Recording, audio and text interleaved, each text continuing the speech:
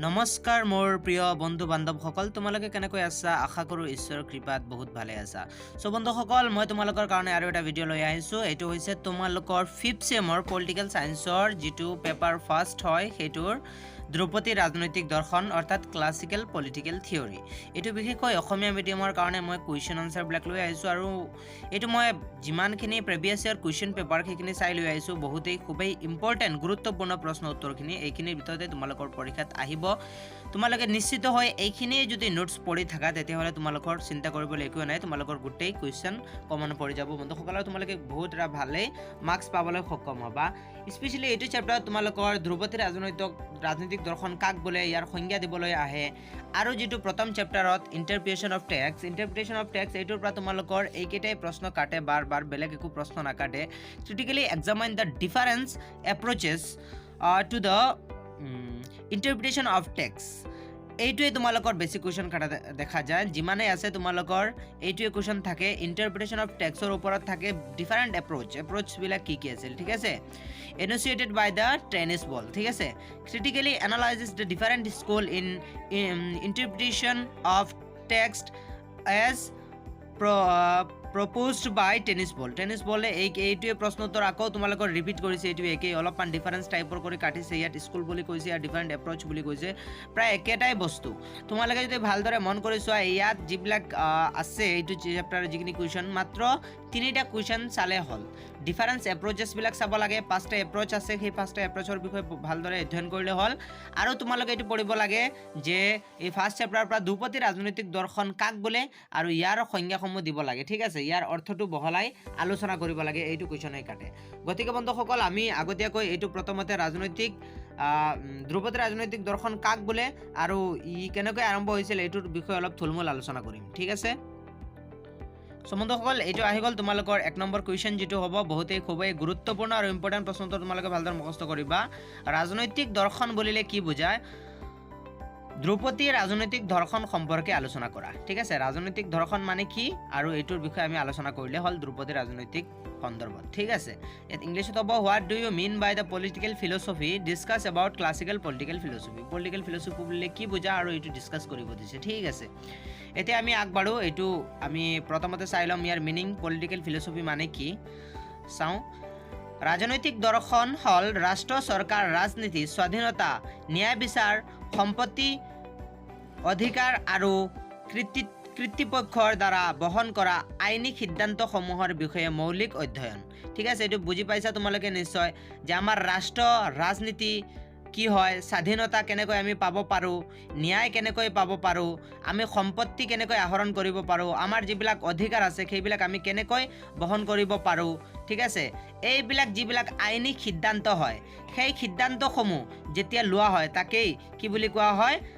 ৰাজনৈতিক দৰ্শন বুলি কোৱা হয়। এইবিলাকৰ বিষয়ে যেতিয়া অধ্যয়ন কৰা হয়, এইবিলাকৰ বিষয়ে পুৰণা জগত কেনেকৈ আৰম্ভ হৈছিল এইখিনিৰ বিষয়ে যেতিয়া অধ্যয়ন কৰা হ'ব তাকেই বুলি কোৱা হ'ব ৰাজনৈতিক দৰ্শন। অৰ্থাৎ ৰাজনৈতিক দিশত বা ৰাজনৈতিক দৰ্শন বা ৰাষ্ট্ৰ দৰ্শন হৈছে ৰাজনীতি তথা ৰাষ্ট্ৰ সম্পৰ্কে দাৰ্শনিক চিন্তা, ৰাষ্ট্ৰৰ প্ৰকৃতি, কাৰ্যাৱলী, মূল্য, ৰাষ্ট্ৰীয় অভিজ্ঞতা, সত্যতা, জীৱজগত, পৰম সাৰ্থকতা হিচাপে ৰাষ্ট্ৰীয় অভিজ্ঞতাৰ যথাৰ্থতা সম্পৰ্কে দাৰ্শনিক অনুসন্ধান লাভ। গম পাইছা? অৰ্থাৎ আমাৰ ৰাজনৈতিক দৰ্শন বুলি ক'লে কি বুলি কোৱা হ'ব? ৰাজনৈতিক দৰ্শন বুলি ক'লে ৰাষ্ট্ৰৰ প্ৰকৃতি কেনেকৈ হ'ব লাগে, ৰাষ্ট্ৰৰ প্ৰকৃত কাৰ্যাৱলী কি হয়, ৰাষ্ট্ৰীয় কি বিষয়ত মনোযোগ দিব লাগে বা কি বিষয়ত মনোযোগ দিব নালাগে, এইবিলাকৰ সাৰ্থকতাৰ বিষয়ে যেতিয়া অধ্যয়ন কৰা হয়, যথাৰ্থতা সম্পৰ্কে দাৰ্শনিকসকলে অনুসন্ধান কৰি কিবা এটা তথ্য উলিয়াই দিয়ে, তাকেই বুলি কোৱা হয় ৰাজনৈতিক দৰ্শন অৰ্থাৎ পলিটিকেল ফিলচফি। ৰাষ্ট্ৰ দৰ্শন বুলি আমাৰ ৰাষ্ট্ৰৰ প্ৰকৃতি, পৰিধি আৰু কাৰ্যাৱলীৰ লগত মানৱ জাতি উন্নয়ন আৰু প্ৰগতি সম্পৰ্কিত মতবাদক বুজায়। এইটো বুজি পাইছা চাগে? ৰাষ্ট্ৰ দৰ্শন বুলিলে আমাৰ ৰাষ্ট্ৰৰ প্ৰকৃতি, আমাৰ ৰাষ্ট্ৰ দৰ্শন বুলি ক'লে আমাৰ ৰাষ্ট্ৰটো কেনেকুৱা হ'ব লাগে, আমাৰ ৰাষ্ট্ৰৰ প্ৰকৃতি কি হ'ব, কেনেধৰণৰ এখন ৰাষ্ট্ৰ হ'ব, ইয়াৰ পিছত ইয়াৰ পৰিধি কিমান ডাঙৰ হ'ব, এই ৰাষ্ট্ৰসমূহ কিমান পৰিধিৰ ভিতৰত কাম কৰিব, ইয়াৰ কাৰ্যাৱলীসমূহ কি হ'ব, ইয়াৰ পিছত মানৱ জাতিৰ উন্নয়নৰ কাৰণে বা প্ৰগতিৰ কাৰণে কেনেকৈ কেনেকৈ মতামত দিব লাগে এইবিলাক আলোচনা কৰা হয় আমাৰ দৰ্শনত ৰাজনৈতিক দৰ্শনত। সামগ্ৰিকভাৱে ৰাষ্ট্ৰ সম্পৰ্কিত দাৰ্শনিক চিন্তা ভাৱনাই হৈছে ৰাজনৈতিক দৰ্শন। অৰ্থাৎ সামগ্ৰিকভাৱে আমি যেতিয়া সকলোৱে মিলি এটা আলোচনাত লিপ্ত হ'ম দৰ্শনৰ বিষয়ে, ৰাজনৈতিক চিন্তা চৰ্চাৰ বিষয়ে, তাকে কি বুলি কোৱা হয়? ৰাজনৈতিক দৰ্শন। থুলমূলকৈ তোমালোকে এইখিনি মনত ৰাখিলে হ'ল, যেতিয়া আমি ৰাজনৈতিক ভাৱনাসমূহ, ৰাজনৈতিক পৰম্পৰাসমূহ, ৰাজনৈতিক কাৰ্যকলাপসমূহ যেতিয়া আমি বিস্তৃতভাৱে অথবা সামগ্ৰিকভাৱে আলোচনা কৰিম, আলোকপাত কৰিম, তাকেই কোৱা হয় ৰাজনৈতিক দৰ্শন। ইয়াত চোৱা, এতিয়া বিভিন্ন পণ্ডিতসকলে বা বিভিন্ন যিবিলাক তথ্যধাৰক তেওঁলোকে বিভিন্ন ধৰণৰ তথ্য আগবঢ়াইছে ইয়াৰ বিষয়ে, বিভিন্ন ধৰণৰ চিন্তা চৰ্চা কৰিছে। এইটো আৰম্ভ কেনেকৈ হ'ল বা এইটোৰ ক'ৰ পৰা আৰম্ভ হৈছিলে, এইখিনিৰ বিষয়ে এতিয়া আমি আগবাঢ়ি যাম। সাধাৰণ অৰ্থত ধ্ৰুপদী ৰাজনৈতিক দৰ্শন, এতিয়া ধ্ৰুপদী মানে ক্লাছিকেল, সেই এনচিয়েণ্ট পিৰিয়ডৰ যিটো টাইম সেইটোৰ কথা কোৱা হৈছে। সেইটো টাইমত কেনেকৈ এইটো আৰম্ভ হৈছিল বুলি ক'লে, ৰাজনৈতিক প্ৰকৃতিৰ লক্ষ্য উদ্দেশ্যৰ ক্ষেত্ৰত সৰ্বপ্ৰথমে প্ৰয়োগ কৰা শুদ্ধ বাস্তৱিক তথা জনকল্যাণকামী সিদ্ধান্তৰ সমষ্টিক বুজা যায়। অৰ্থাৎ ধ্ৰুপদী ৰাজনৈতিক দৰ্শন হৈছে ৰাষ্ট্ৰ তথা চৰকাৰৰ প্ৰকৃতি লক্ষ্য উদ্দেশ্য সম্পৰ্কত সৰ্বপ্ৰাথমিক ৰূপত প্ৰক্ষেপ কৰা যুক্তিসংগত বাস্তৱধৰ্মী আৰু জনকল্যাণ নিশ্চিত কৰাৰ সমৰ্থবান কেতবোৰ সিদ্ধান্ত। এতিয়া আমি ধ্ৰুপদী ৰাজনৈতিক অধ্যয়ন বুলিলে কোনটো ক'ম? ধ্ৰুপদী ৰাজনৈতিক দৰ্শন বুলি ক'লে সেইটো যিটো একদম পুৰণা সময়ত সৰ্বপ্ৰথমবাৰৰ বাবে যেতিয়া ৰাজনৈতিক বিষয়ত চিন্তাৰ চৰ্চা আৰম্ভ হৈছিল, শুদ্ধ আৰু বাস্তৱিক ৰূপত যেতিয়া চিন্তা চৰ্চা আৰম্ভ হৈছিল, ৰাজনৈতিক এখন ষ্টেট কেনেকৈ হ'ব লাগে, এখন ৰাষ্ট্ৰত কেনেকৈ নিয়মাৱলীবিলাক থাকিব লাগে, বা এখন ৰাষ্ট্ৰবিলাক পৰিধান কৰা যিবিলাক ব্যক্তিসকল, সেই ব্যক্তিসকল কেনেকুৱা হ'ব লাগে, এইবিলাক যিবিলাক ক্ষমতা থাকে, ন্যায় থাকে, সেইবিলাক কেনেকুৱা থাকিব, অধিকাৰ কি কি দিয়া থাকিব, সেইবিলাকৰ বিষয়ে যেতিয়া সৰ্বপ্ৰথমবাৰৰ বাবে আলোকপাত কৰা হৈছিলে, সেই বিষয়টোকে কোৱা হয় ৰাজনৈতিক দৰ্শন, অৰ্থাৎ ধ্ৰুপদী ৰাজনৈতিক দৰ্শন বুলি কোৱা হয়। ধ্ৰুপদী ৰাজনৈতিক দৰ্শন হৈছে মানৱ সমাজৰ ৰাজনৈতিক জীৱনৰ সমৃদ্ধ কৰাৰ প্ৰয়োজনত প্ৰক্ষেপ কৰা সৰ্বপ্ৰাথমিক সিদ্ধান্ত। প্ৰাচীন গ্ৰীচৰ নগৰ ৰাষ্ট্ৰসমূহৰ পটভূমিতে ধ্ৰুপদী ৰাজনৈতিক দৰ্শনে ভূমিকা মাৰিছিল। এতিয়া ইয়াত দেখিব পাইছা যে ধ্ৰুপদী ৰাজনৈতিক দৰ্শন হৈছে মানৱ সমাজৰ ৰাজনৈতিক জীৱনৰ সমৃদ্ধ কৰাৰ প্ৰয়োজনত আক্ষেপ কৰা সৰ্বপ্ৰাথমিক সিদ্ধান্ত। অৰ্থাৎ সৰ্বপ্ৰথমৰ বাবে সিদ্ধান্ত যিখিনি লোৱা হৈছিল গ্ৰীচ নগৰসমূহ কেনেকুৱা চলোৱা হ'ব, কেনেকৈ তাৰ ৰাজনৈতিক পৰিৱেশ থাকিব, সেইবিলাকত যেতিয়া চৰ্চা কৰা হৈছিল, সেইবিলাকৰ বিষয়ে অধ্যয়ন কৰা হৈছিল, তাতেই আমাৰ ৰাজনৈতিক দৰ্শনৰ আৰম্ভণি হোৱা বুলি আমি ক'ব পাৰিম। প্ৰাচীন নগৰ ৰাষ্ট্ৰসমূহৰ পটভূমিত গঠিত থকা কেতবোৰ ঘটনাই কিছু সংখ্যক লোকক সচেতন কৰি তুলিছিল। এনেই ঘটনাৱলীৰ সমস্যা দিয়াৰ প্ৰচেষ্টাত কেতবোৰ সিদ্ধান্ত উপনীত হোৱাত দেখা গৈছিল। এনে সিদ্ধান্তসমূহৰ নগৰ ৰাষ্ট্ৰসমূহত সংগঠিত হৈ থকাৰ সমস্যাৱলীৰ সমাধানৰ ক্ষেত্ৰত প্ৰয়োগ কৰা হৈছিল। অৰ্থাৎ এই সিদ্ধান্তসমূহৰ জৰিয়তে নগৰ ৰাষ্ট্ৰসমূহৰ শান্তি আৰু নিৰাপত্তা বাহাল ৰখাটো নিশ্চিত কৰিব বিচাৰিছিল।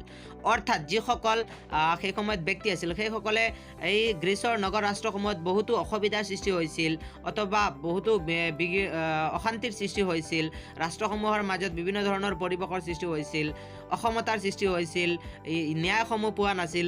তেনে এটা পৰিস্থিতিৰ সৃষ্টি হোৱাৰ লগে লগে কিছুমান চিন্তাবিদে এই পৰিস্থিতিসমূহ বিনষ্ট হ'ব দিয়াৰ পৰা ৰক্ষা কৰিবৰ কাৰণে তেওঁলোকে কিছুমান চিন্তা কৰিছিল যে কেনেকৈ আমি সমাজত সমতা স্থাপন কৰিব পাৰোঁ, কেনেকৈ ৰাজনৈতিক পৰিৱেশটো বাহাল ৰাখিব পাৰোঁ, যাতে কোনো ধৰণৰ সমস্যাৰ সৃষ্টি নহয়, এখন সুন্দৰ সমাজ সৃষ্টি হয়। তেনে যেতিয়া আলোকপাত কৰিছিল, সেইবিলাক যেতিয়া তেওঁলোকে লিপিবদ্ধ কৰিছিল, সেইবিলাকেই আমি আজি আমাৰ ধ্ৰুপদী ৰাজনৈতিক বিষয়টোত পঢ়িবলৈ পাইছোঁ। অৰ্থাৎ সেই বিষয়খিনিহে আমাৰ ধ্ৰুপদী ৰাজনৈতিক বিষয় হিচাপে আজি আমাৰ সন্মুখত আহি গৈছে। ঠিক আছে, গতিকে সেইখিনিৰ বিষয়ে যেতিয়া ৰাষ্ট্ৰখন নিৰ্মাণ কৰিবলগীয়া সমস্যাখিনিৰ পৰা যেতিয়া পৰিত্ৰাণ পাইছে, সেইটোৱে হৈছে আমাৰ ৰাজনৈতিক দৰ্শন, কেনেকৈ তেওঁলোকে সিদ্ধান্তসমূহ দিছিলে।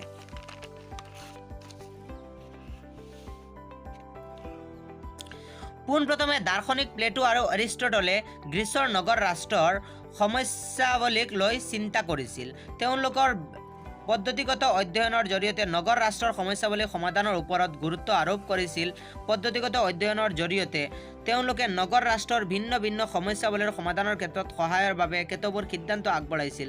তেওঁলোকৰ এনে সিদ্ধান্তসমূহক পৰৱৰ্তী সময়ত ৰাজনৈতিক দৰ্শন হিচাপে প্ৰতিষ্ঠা লাভ কৰিছিল। এতিয়া তোমালোকে নিশ্চয় এৰিষ্টটল আৰু প্লেটোকতো চিনিয়ে পাইছা, এওঁলোকৰ বিষয়ে নিশ্চয় অধ্যয়ন কৰিছা। BA 5th চেমলৈকে আহি পাইছা, এওঁলোকৰ বিষয়ে অধ্যয়ন নকৰাকৈতো তোমালোকে আহিব নোৱাৰাই, কাৰণ ৰাজনীতি বুলি ক'লে আমি কি বুলি জানিম? এৰিষ্টটল আৰু প্লেটো। ইয়াৰ আগতেও আছিলে, নথকা নহয়। আমি আগতেও যদি চাওঁ, আমি সক্ৰেটিছ চাব পাৰিম। সক্ৰেটিছ, ইয়াৰ আগতেও বহুতো বিজ্ঞসকল আহিছিলে। তেওঁলোকে কিন্তু বাস্তৱিত ৰূপত, অৰ্থাৎ কোনো এটা তথ্য নোহোৱাকৈ তেওঁলোকে আলোচনা কৰি থৈ গৈছে। কিন্তু এইসকল অহাৰ পিছত, অৰ্থাৎ প্লেটোৰ পৰা আৰম্ভ হৈছে এইটো বাস্তৱসন্মত অধ্যয়ন। ৰাজনীতিৰ বিষয়ে বাস্তৱসন্মত অধ্যয়ন তেতিয়াৰ পৰা আহিছে। অৰ্থাৎ এই অধ্যয়নৰ ওপৰত আমি কিছুমান লিপিবদ্ধ কিতাপ, তেওঁলোকৰ কিছুমান গ্ৰন্থ পাই যাম। এই বিষয়ে আমি পঢ়িবলৈ পাম। অৰ্থাৎ তেওঁলোকৰ পৰা ৰাজনীতি আৰম্ভ হোৱা বুলি আমি ক'ব পাৰিম, অৰ্থাৎ প্ৰকৃত ৰাজনীতি, কাৰণ তেওঁলোকেই লিপিবদ্ধ কৰি থৈ যোৱা সময়ৰ পৰাই আমি আজি এই বিষয়ে অধ্যয়ন কৰিব পাৰিছোঁ। গতিকে তেওঁলোকেই আছিলে সৰ্বপ্ৰথমতে কি কৰিছিলে? এই ৰাজনৈতিক চিন্তাধাৰাসমূহৰ আৰম্ভণি কৰিছে। তেওঁলোকেই প্ৰথমতে আইন অধ্যয়ন কৰিছিলে, আইন বনাইছিলে, দেশ এখনৰ সমস্যাৱলী কেনেকৈ সমাধান কৰিব পাৰি, সিদ্ধান্ত কেনেকৈ ল'ব পাৰি, অৰ্থাৎ ৰাজনৈতিক অৱস্থা কেনেকৈ বাহাল ৰাখিব পাৰি, এই সন্দৰ্ভত তেওঁলোকে প্ৰথম আলোকপাত কৰিছে। সেইকাৰণে এই তেওঁলোকৰ ধ্ৰুপদী ৰাজনৈতিক অধ্যয়নৰ প্ৰথম দাৰ্শনিক বুলি ক'লে, অৰ্থাৎ প্ৰথম দৰ্শনকাৰী হিচাপত আমি কাক চিনিব পাৰোঁ? প্লেটো আৰু এৰিষ্টটলক বুলি ক'ব পাৰিম, কাৰণ তেওঁলোকে প্ৰথম ইয়াক মতামত আগবঢ়াইছিলে। ইয়াৰ পিছত বহুতেই এই সন্দৰ্ভত মতামত আগবঢ়াইছে।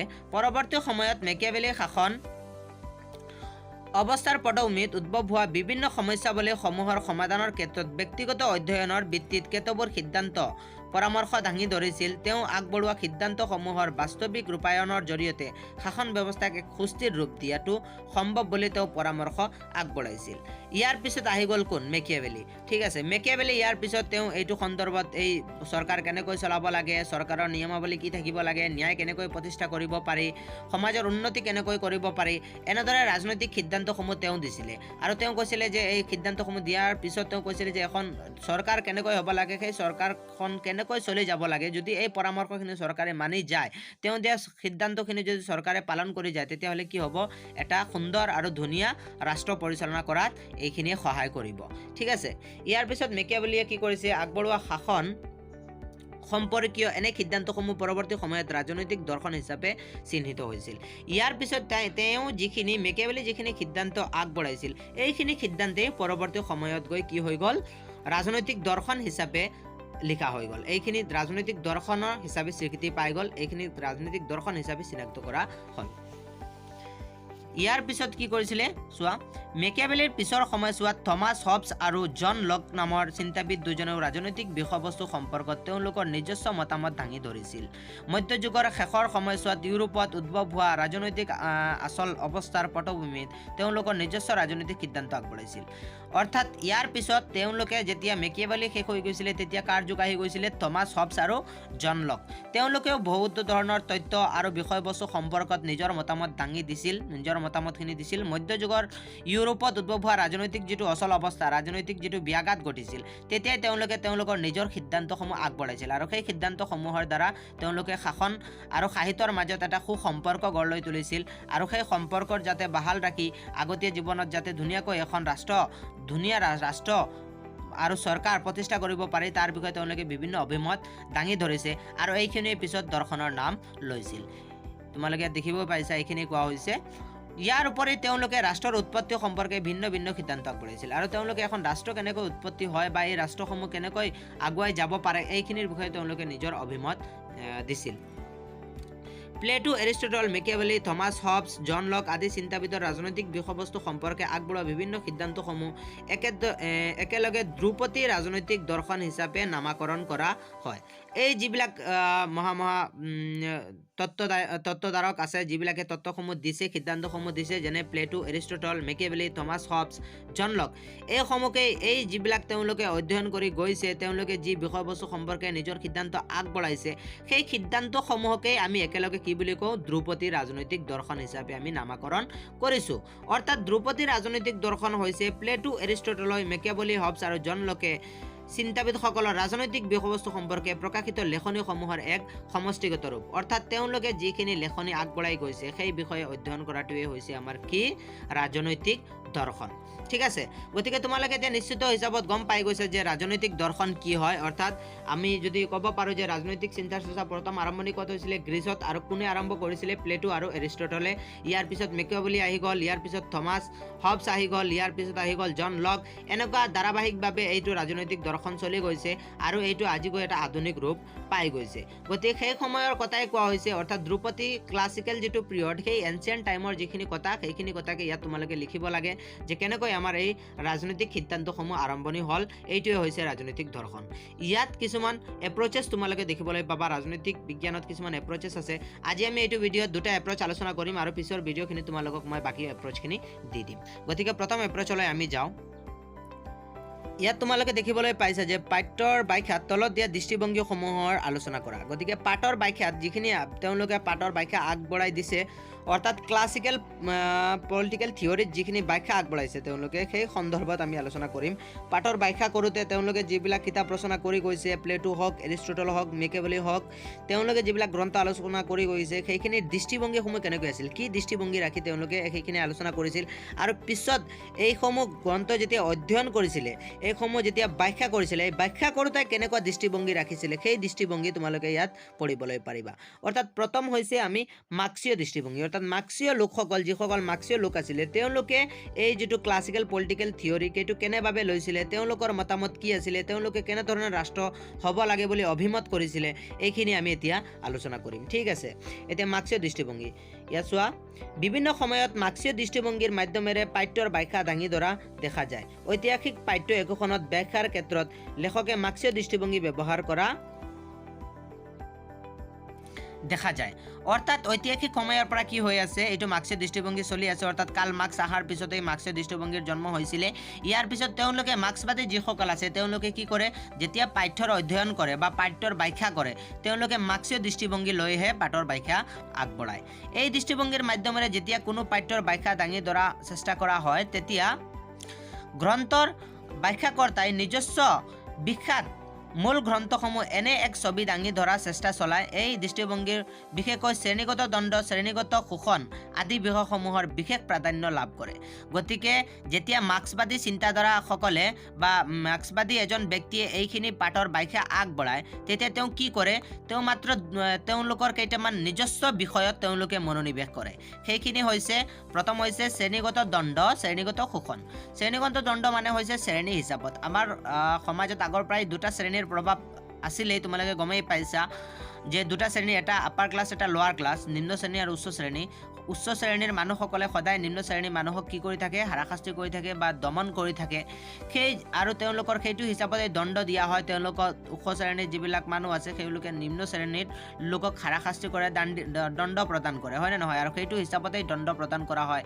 নিম্ন শ্ৰেণীসকলক অকল কাম কৰিবলৈহে দিয়া হয়, তেওঁলোকক বেলেগ একো সুযোগ সুবিধা বা ক্ষমতা দিয়া নহয়। আমি দক্ষিণ আফ্ৰিকাটো চাবলৈ যদি যাওঁ, তেতিয়াহ'লে তাৰ বৰ্ণৰ ভিত্তিত হৈছিলে। তাৰ যেতিয়া বৰ্ণবিৰোধী আন্দোলন হৈছে, তোমালোকে গমেই পাইছা।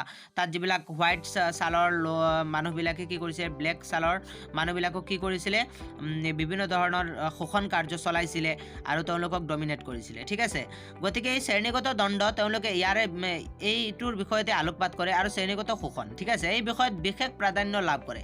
তেওঁলোকে এইটো বিষয়তে তেওঁলোকে আলোচনা বেছি কৰা দেখা যায়। তেওঁলোকৰ মতে ইয়াত কোনো অসমতা থাকিব নালাগে, সকলো সমান, শ্ৰেণীৰ কোনো বাদ-বাধকতা থাকিব নালাগে। ব্যাখ্যাকৰ্তাই ব্যাখ্যাৰ মাধ্যমেদি মাৰ্ক্সীয় চিন্তা চেতনাৰ প্ৰতিষ্ঠা কৰাত সহায় কৰে। গতিকে যিবিলাকে তেওঁলোকে এইটো ৰাজনৈতিক দৰ্শনৰ বিষয়ে যেতিয়া অধ্যয়ন কৰে বা ব্যাখ্যা কৰে, তেতিয়া তেওঁলোকে এইটো বিষয় আগত ৰাখিহে এইটো ব্যাখ্যা আগবঢ়ায়। মাৰ্ক্সীয় দৃষ্টিভংগীৰ পাঠ্যৰ ব্যাখ্যা আগবঢ়োৱাৰ ক্ষেত্ৰত ব্যাখ্যাকৰ্তাই দাঙি ধৰা গ্ৰন্থসমূহক সমাজৰ প্ৰভাৱশালী শ্ৰেণীৰ স্বাৰ্থক ত্বৰান্বিত কৰিব খোজা এক প্ৰচেষ্টা হিচাপে প্ৰক্ষেপ কৰাৰ চেষ্টা কৰে। তেওঁলোকে যেতিয়া ব্যাখ্যা কৰে, মাৰ্ক্সবাদী দৃষ্টিভংগী থকা ব্যক্তিসকলে যেতিয়া ব্যাখ্যা কৰে, তেতিয়া তেওঁলোকে সমাজৰ যিবিলাক প্ৰভাৱশালী ব্যক্তি, যিবিলাকে সমাজত এটা প্ৰভাৱ বিস্তাৰ কৰিছে, অৰ্থাৎ ধনী যিবিলাক ব্যক্তি, সেইবিলাকৰ যিটো স্বাৰ্থ পূৰণ সিদ্ধি কৰিছে তেওঁলোকে, সেইটোৱে দৰ্শাই তেওঁলোকৰ ব্যাখ্যাত ৰাখে। সদায় তেওঁলোকে এইটোৱে দেখুৱায় যে যিবিলাক সমাজৰ ধনী ব্যক্তি, সেইসকলে নিজৰ স্বাৰ্থ পূৰণ কৰি দুখীয়াসকলক কেনেকৈ নিম্ন স্থানত ৰাখিছে, সেইখিনি ব্যাখ্যা তেওঁলোকৰ পাঠ্যত পোৱা যায়। অৰ্থাৎ ইয়াত ব্যাখ্যাকৰ্তাই গ্ৰন্থখনক প্ৰভাৱশালী শ্ৰেণীৰ স্বাৰ্থক উত্তৰণৰ এক আহিলা হিচাপে চিহ্নিত কৰাত গুৰুত্ব দিয়ে। এইটোৱে মই কৈছোঁ যে তেওঁলোকে কি কৰে, যে ধনী ব্যক্তিসকলৰ স্বাৰ্থ পূৰণ হৈ আছে আৰু দুখীয়াসকলে কোনো ক্ষমতা পোৱা নাই, তেনেকুৱা দৃষ্টি ৰাখিয়ে তেওঁলোকে পাঠ ব্যাখ্যা কৰে। এই দৃষ্টিভংগীৰ সহায়ত ঐতিহাসিক পাঠ্য ব্যাখ্যা দাঙি ধৰাৰ ক্ষেত্ৰত ব্যাখ্যাকৰ্তাই ঐতিহাসিক পাঠ্যখনত শ্ৰেণীগত দ্বন্দ্ব, শ্ৰেণীগত শোষণ আদি বিষয়ত সন্ধান কৰে। এনেবোৰ বিষয়ক সন্ধান কৰি বিশেষভাৱে নিজস্ব বিশ্লেষণ দাঙি ধৰিবলৈ প্ৰয়াস কৰে। আৰু তেওঁলোকে কি কৰে, এনে ক্ষেত্ৰত তেওঁলোকে কি কৰে, তেওঁলোকে প্ৰথমতে এই বিষয় অধ্যয়ন কৰিব, শ্ৰেণীগত দ্বন্দ্ব ক'ত চলি আছে, শ্ৰেণীগত শোষণ কেনেকৈ চলি আছে, এই বিষয়ত যেতিয়া তেওঁলোকে অধ্যয়ন কৰিব, তেওঁলোকে ফিল্ড ষ্টাডি কৰিব।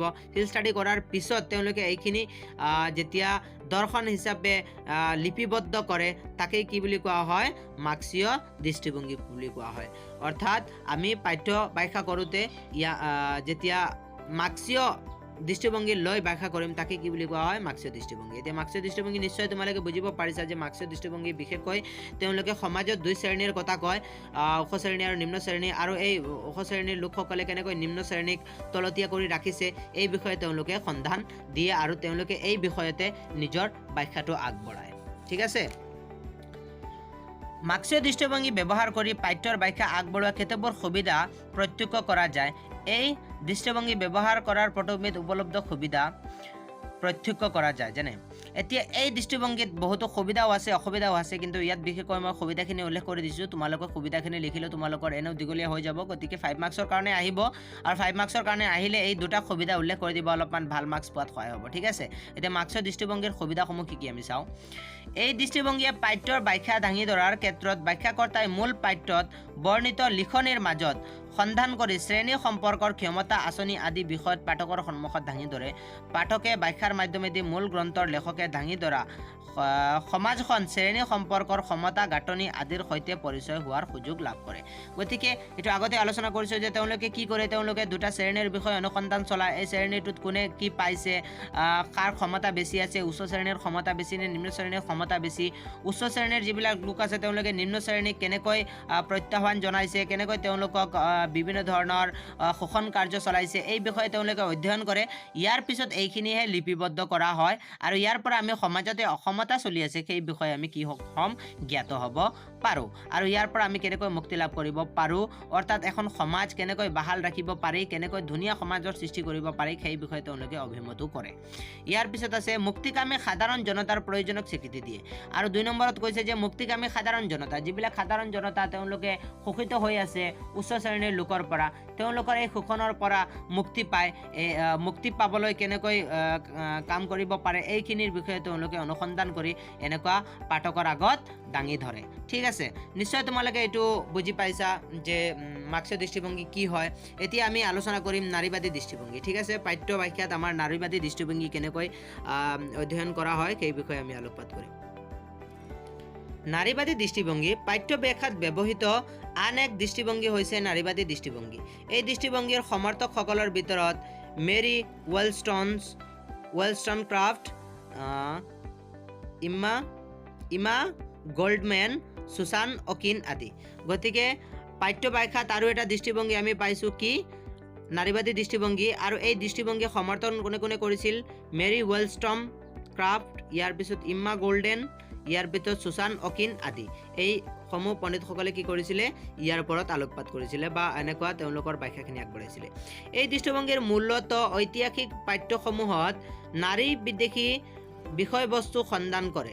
সমান্তৰালকৈ পাঠ্যসমূহত পুৰুষতন্ত্ৰক প্ৰতিষ্ঠা কৰাত সহায়ক বিষয়বস্তুৰো সন্ধান কৰে। এনে বিষয়বস্তুক